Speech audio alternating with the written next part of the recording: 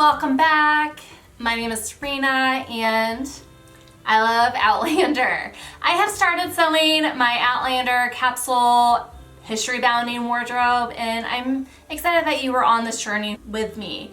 When I first saw Claire Fraser's Ridge jacket in season 4, I was like, wow, I really like the style of the jacket. I like the color, and I could probably wear that out in public without getting too many heads turned when I walk. If you love Claire Fraser and Outlander just like me, you might love my enamel pin line that I have in my Biblio Chic shop over. I will put the link down below. I have a wide range of Outlander inspired enamel pins and more coming to the shop soon. And if you like enamel pins and you have suggestions on what type of Outlander pins I should design, please let me know down in the comments below. Let's just start with my skill level in sewing. So I can't say that I'm a beginner sewer because I picked up a sewing machine probably around 12 years ago.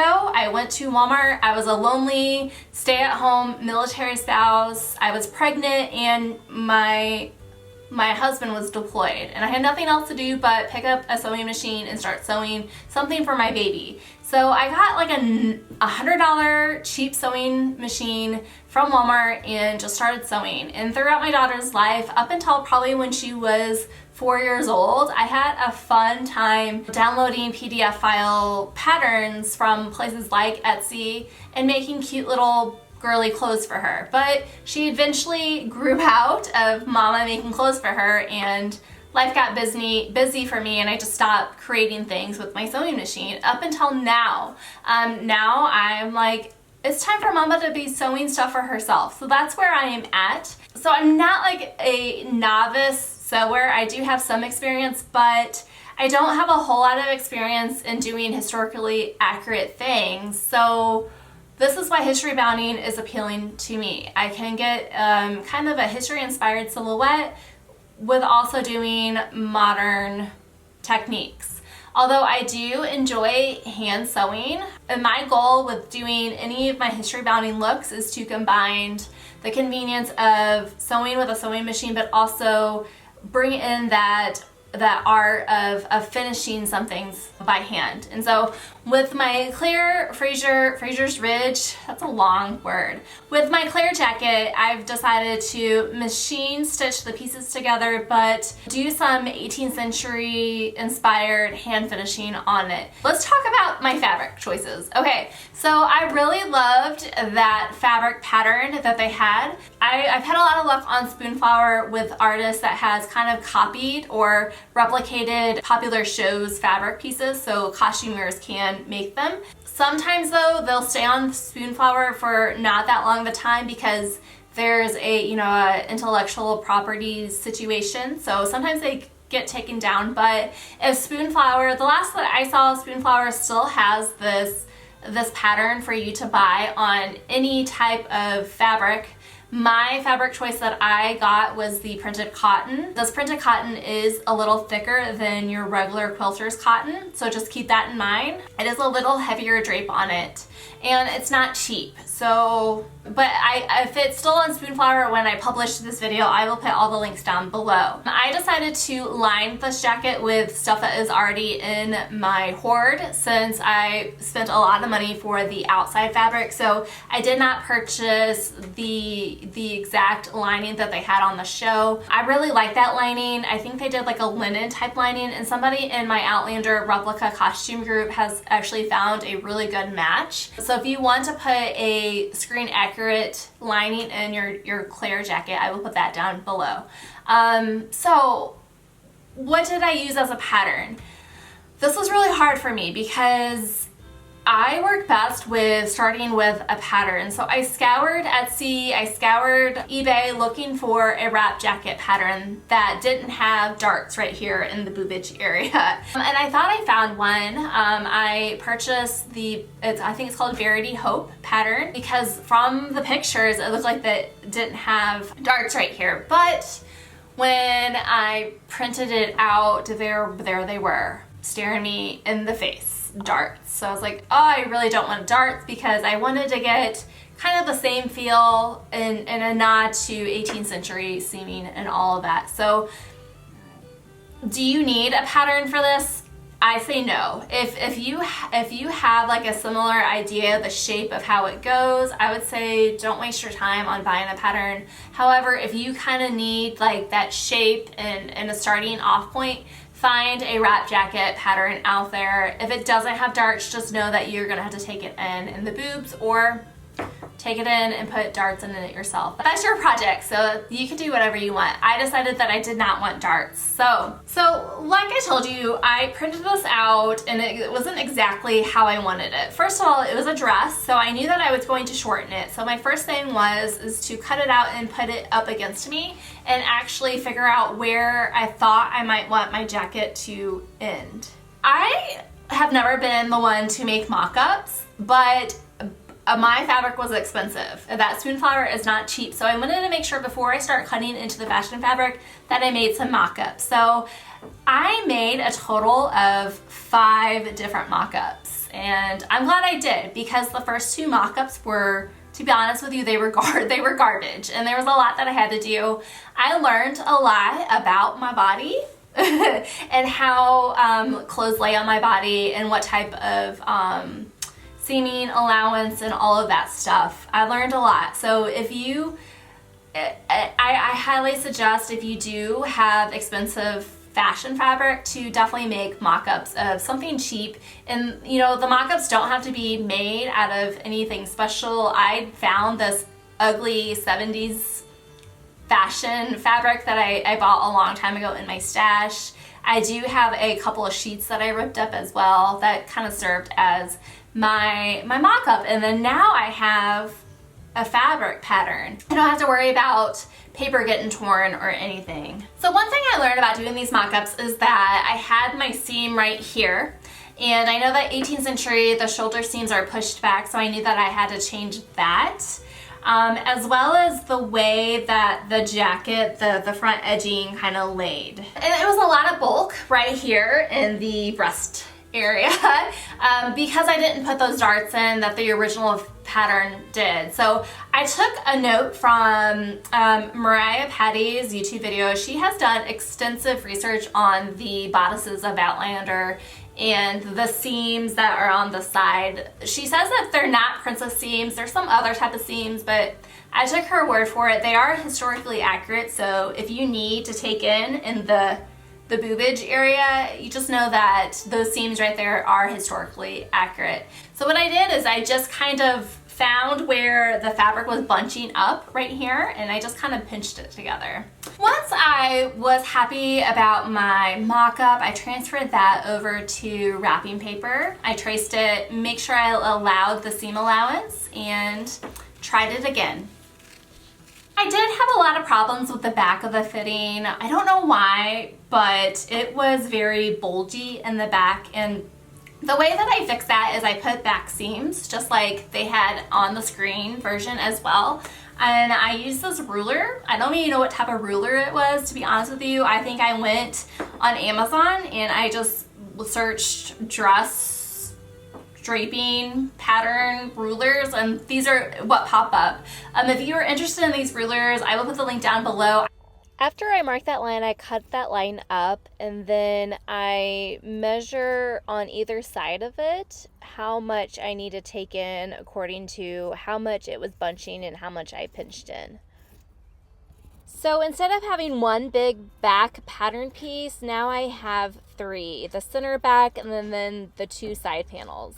So my seam ripper and I got to be very, very close friends because there were a lot of mistakes that I had to seam rip out, but you know what? I'll learn, probably, maybe I'll learn from these mistakes. No, I'll probably make sure I have my handy dandy seam ripper close by.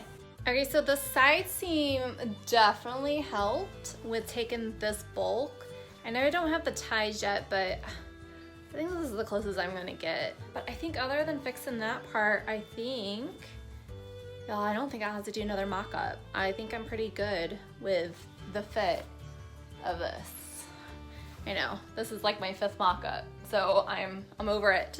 But I just wanna get sewing and have an actual garment that fits me. But I think this is the closest I'm going to be able to get. I am going to fix right here, make this go straight instead of diagonal, but it's Friday night and my kids are hungry, so I gotta go cook dinner instead of sew.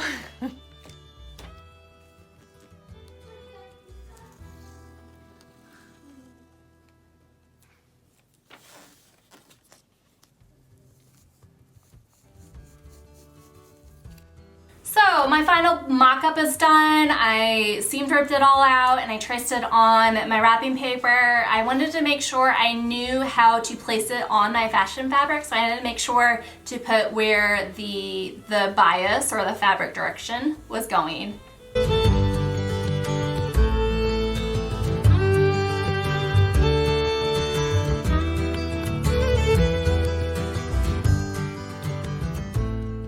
Oh goodness, so I'm always hesitant to actually cut into my fashion fabric, especially if they were really expensive fashion fabric. This stuff did wash up pretty well, just letting you know that it is printed fabric, so it is a little stiffer. I was a little disappointed when I did receive this fashion fabric because it's not as bright as the screen version was, and I probably think they probably just altered the color of the final editing in the show to make it more vibrant, but I do wish that it was a little more vibrant, more red than brown it is, but that's okay.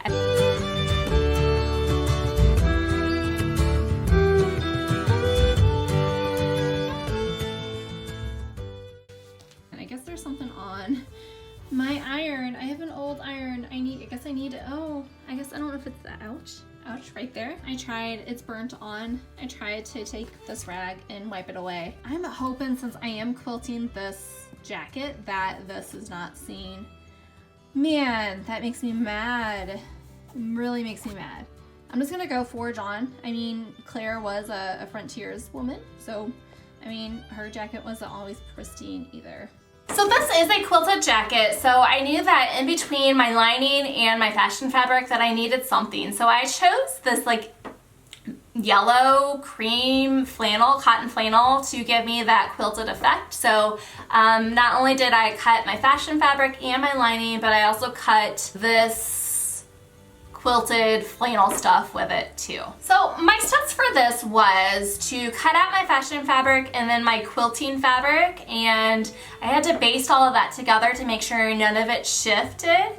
And then I had my handy dandy friction pin, which I'll put a link down below. I love these friction pins. They are awesome. If you don't know what friction pins are, they're basically like gel pins, I think. Mine came with red, blue, and white. This white one shows up really well on this dark fabric, and then they do not smear or anything, but they do go away with an iron pretty easily.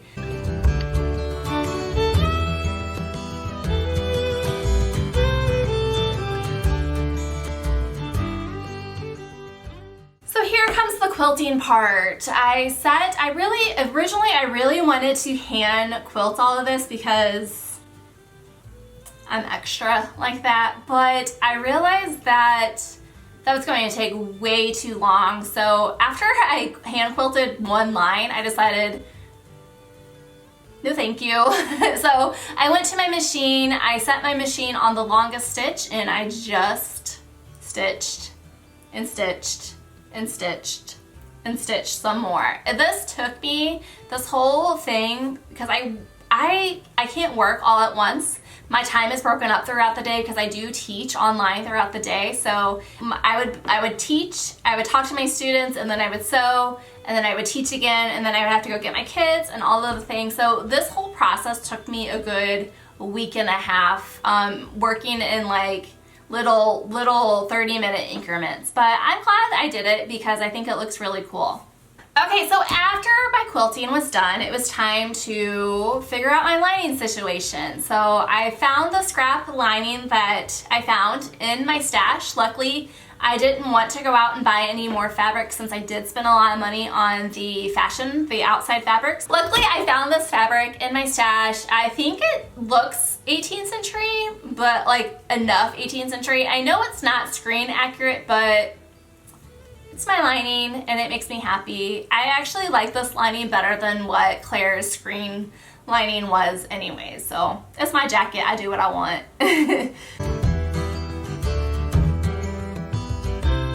So the only problem with quilting this jacket before putting the lining in was that when I quilted it, I ran my stitches all the way to the edge, and so when I was flatlining my lining to it, I had to pick out the quilting edge on the end in order to turn my seams over at each seam to hand fell it. So this is historically accurate. In the 18th century. They generally flatlined their garments and sewed it all together all at one time, and then they would trim this in hand felling. The longest period that I've ever had to sit and sew like the same thing. I thought I would be cute and be 18th century period correct and hand fell all of the seams. That took forever, and I don't know why I wanted to try to be period correct for this jacket since it is like 1940s inspired.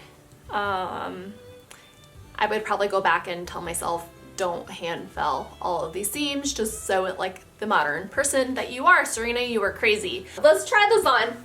Let's see. All I have to do next is do the finishings. Let's see. I do have a shirt on underneath it, so I mean, it feels pretty good. Let's try to wrap it. I'm not sure how I want to wrap it. The back looks like it's pretty good.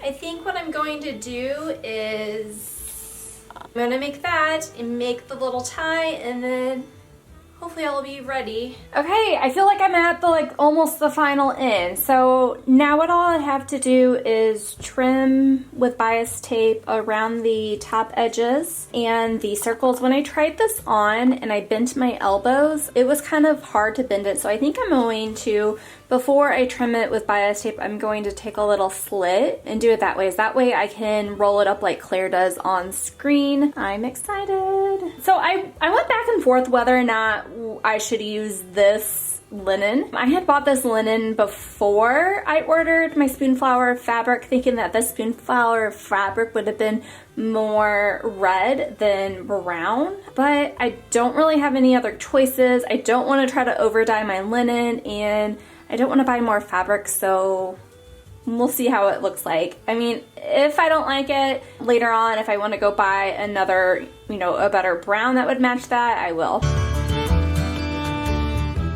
Okay, I feel like it's like the final countdown right now. I almost am finished with this jacket. I paired it with a gingham, actually it's a Banana Republic gingham, lilac colored shirt. It's just a regular button-down Oxford type shirt that is very similar to Claire's on screen. I just did the trim, the bias tape around the edges. I have to finish the bottom, but I wanted to try it on with my Claire belt before I figure out how I am going to finish the bottom. I am going to lop off this little extra edge right here and right here. Most of the time I am going to wear it with this belt. I'm not going to install the tie wrap. I am going to put belt loops on either side. I am kind of disappointed about how poofy it is in the back. When I did my mock-up, I didn't have all those extra things. I don't know what I did. I should have probably tried it on right after I put it all together, but I just forged on, so I don't know if I'm gonna fix it. I think I can fix it by taking them in the seams, but all right, wish me luck. And then all was left to do was basically trim out my bottom to make that bottom seam even. It was a little wonky and weird, so I did that with my handy dandy friction pin. And then it was time to finish it off and make the ties. Now, I know the screen version of Claire's jacket has ties that go all the way around her body. She has worn it like that, but she's also worn it with the belt. She's also worn it with the shawl as well. I have a problem with belts, especially fabric belts, because of my potato belly. I like to put the belt at a certain area, and when I'm walking around having fun, that belt seems to ride up and it's all wonky. So I was like, I'm not even going to try to do a wrap belt like it is on Claire.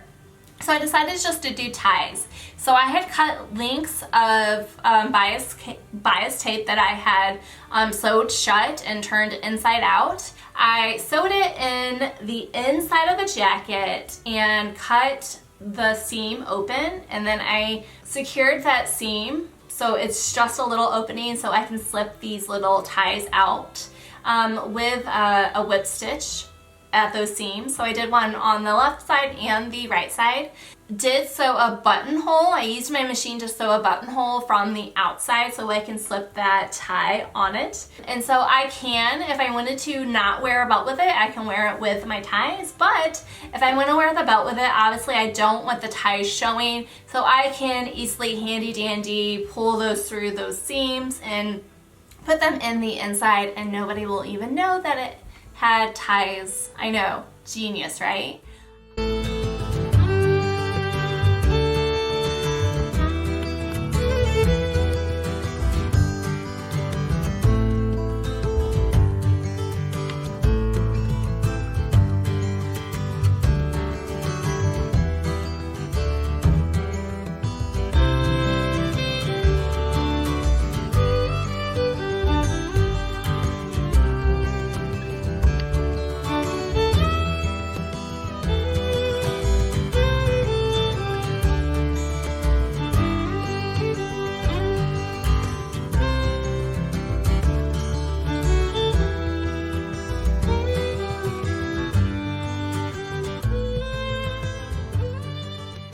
The skirt that you see in this video is actually an upcycle thrifted find that I had. I had bought this skirt probably 3 years ago for a couple dollars, and it was way too small. I think it was like a 28-inch waist, where I'm not a 28-inch waist. I'm much bigger than that. So I seam ripped the heck out of it and made a new skirt for myself. So if you want to know how I made that skirt, check out this next video next week. If you are not already subscribed, please feel free to hit that subscription button to see how my midlife crisis turns out. No, not joking.